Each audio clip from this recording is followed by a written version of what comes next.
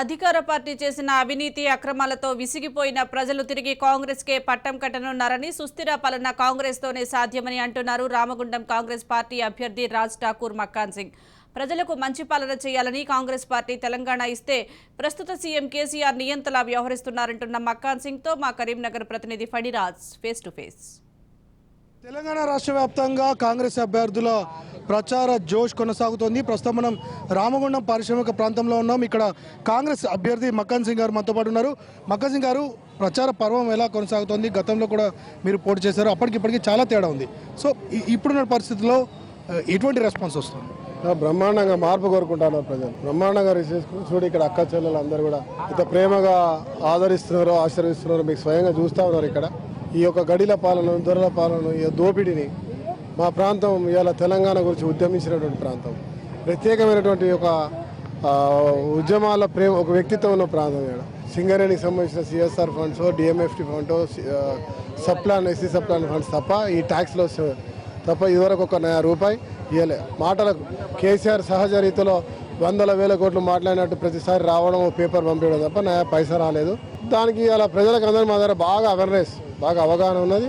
ఇలా ప్రజలు జవాబు చెప్పడానికి సిద్ధంగా ఉన్నారు. ఇప్పుడు కాంగ్రెస్ పార్టీ ఇస్తున్నటువంటి ఏవైతే హామీలు ఉన్నాయో, 6 ఏవైతే కీలక హామీలు ఉన్నాయో, అవి కాకుండా పర్సనల్గా అంటే మీరు రామగుండం ప్రజలకు ఎటువంటి హామీలు? అవి కాకుండా నేను రామగుండాన్ని పూర్వవైభవం తీసుకొస్తాం. ఇక్కడ పవర్ ప్లాంట్ ఇలా దేశానికి వెలుగునిచ్చిన ప్రాంతం రామగుండం. ఆ పవర్ ప్లాంట్ మూసేస్తాను, అక్కడ 1000 మెగావాట్ల పవర్ ప్లాంట్ తెస్తాం. అదే మాదిరిగా ఇక్కడ సింగరేణి ద్వారా పవర్ ప్లాంట్ 1000 మెగావాట్స్ తీసుకొచ్చేస్తాం. ఇక్కడ అండర్ గ్రౌండ్ మైండ్ తీసుకొస్తామని చెప్తున్నాం. దీన్ని స్మార్ట్ సిటీగా చేస్తాం, రుడాగా మారుస్తాం. ఇక్కడ ఉన్నటువంటి కాంట్రాక్ట్ కార్మికుల వ్యవస్థను రెగ్యులరైజ్ చేస్తాం, హై పవర్ వేతనాలు ఇప్పిస్తాం. దాంతోపాటు ఇక వ్యాపార కేంద్రంగా దీన్ని తీర్చిదిద్దాం. ఈ మెడికల్ కాలేజ్ 500 కోట్లు సింగరేణి ఇచ్చింది. దాని పూర్తి నిధులు కూడా వాడలేదు, ఒక నయా పైసా గవర్నమెంట్ ఇవ్వలేదు, దానికి పేరు కూడా పెట్టలేదు, పర్సంటేజ్ కూడా ఇవ్వలేదు.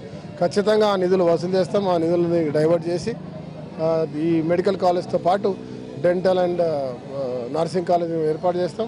ఒక మైనింగ్ కాలేజ్, ఉమెన్స్ యూనివర్సిటీ కూడా ఏర్పాటు చేసి ఒక ఎడ్యుకేషన్ హబ్గా తీర్చిదిద్దాం, ఒక బిజినెస్ హబ్గా తీర్చిదిద్దాం. ఒక సుందర నగరంగా చేసి ఇక్కడ టూరిజాన్ని కూడా డెవలప్ చేస్తాం.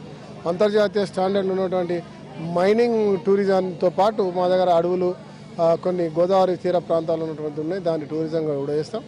రిసార్ట్స్ అటువంటి చేసి కొన్ని కార్యక్రమాలు చేసే ఆలోచన ఉన్నది. ఇవి ఖచ్చితంగా అమలు చేస్తాం. తర్వాత మా స్థానికులకు మా ఉద్యోగాలు, మా కొలువులు మాకు కావాలి. మా ప్రాంతంలో ఎక్కడి నుంచో బీహార్ నుంచి వచ్చి, మధ్యప్రదేశ్ నుంచి వచ్చి మా ఉద్యోగాలన్నీ కొల్లగొడతా ఉన్నారు. మా కొలువులు మాకు కావాలని ఫైట్ చేస్తాం. మా పిల్లలకి అక్కడ ఉద్యోగాలు ఇప్పిస్తాం. దాంట్లో ఖచ్చితంగా ఓపెన్ కాస్ట్ కావచ్చు, ఎన్టీపీసీ ఎక్స్టెన్షన్ కావచ్చు, తెలంగాణ ప్లాంట్ కావచ్చు, ఆర్ఎఫ్సిఎల్లో ఇలా ఆర్ఎఫ్సిఎల్ ఘటన దుర్మార్గమైన ఘటన. ఒక కూలి పని చేయడానికి 10-20 లక్షలు తీసుకొని అలా ఒక శాసనసభ్యుడు తీసుకున్నాడని ఆత్మహత్య చేసుకున్నాడు. ఇక్కడ వారికి ఆ డబ్బులు వాపసు ఇప్పించడానికి ప్రభుత్వం ద్వారా ఒత్తిడి తీసుకొస్తాం. వాళ్ళ ఆస్తులు జప్తు చేపిస్తాం, వారికి న్యాయం చేస్తాం. అక్కడ ఉన్నటువంటి వేరే ప్రాంతాల, రాష్ట్రాలకు సంబంధించిన వాళ్ళను తరిమి కొడతాం, స్థానికులకు ఉద్యోగాలు ఇప్పిస్తాం. రాజకీయ సమీకరణలు మారిన నేపథ్యంలో గతంలో పోటీకి ఈసారి ఉన్నటువంటి పోటీకి మీరు ఎటువంటి డిఫరెన్స్? రాజకీయ సమీకరణలు అప్పుడు కూడా ఇట్లనే ఉన్నాయి, కానీ అప్పుడు ఇక్కడ సోదరి చనిపోవడం వల్ల ఆ సింపతితోటి గెయిన్ అయింది తప్ప ఆ రోజు కూడా కాంగ్రెస్కి మంచి అవకాశం ఉండను. అంతకుముందు మేము చివరి సమయంలో పోటీ చేయడం అవన్నీ ఇబ్బందులే. కానీ పోయినసారి కేవలం ఆ అమ్మాయి చనిపోవడం, ఆ అమ్మాయి 3 రోజులు ఆమెను పెట్టడం, తర్వాత అదొక సెంటిమెంట్ క్రియేట్ కావడం, దాంతో అయ్యిందే తప్ప అదేదో ఆయనకు ఓట్ బ్యాంక్ తోటి అయ్యింది కాదు. అతను ఎప్పుడు కూడా ఇదివరకు కూడా చాలాసార్లు పోటీ చేసినప్పుడు ఆయన ఓట్ బ్యాంక్ చూడండి, ఇప్పుడు చూడండి. పోయినసారికి ఈసారికి పెద్ద తేడా లేదు. సెంటిమెంట్ అనేది దెబ్బతీసింది. ఈసారి ప్రజలు జాగ్రత్త పడ్డారు, మార్పు కోరుకుంటా ఉన్నారు.